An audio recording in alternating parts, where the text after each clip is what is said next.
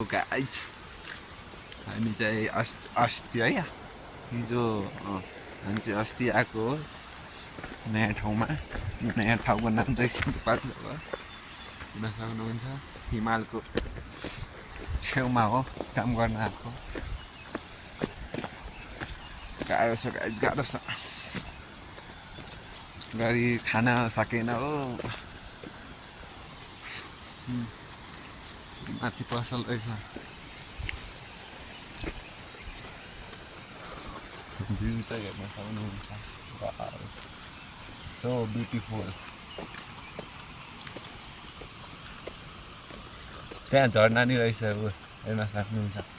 बाख्रा नि रहेछ 4-5वटा। क्वालिटी अलि राम्रो आएर छैन होला गाइस, त्यसमा चाहिँ अलि गरिदिनु होला।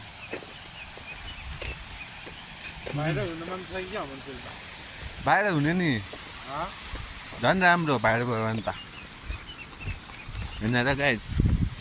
फेमस छैन नि, हालेकै छैन यार, बनाउने मात्र हो क्या।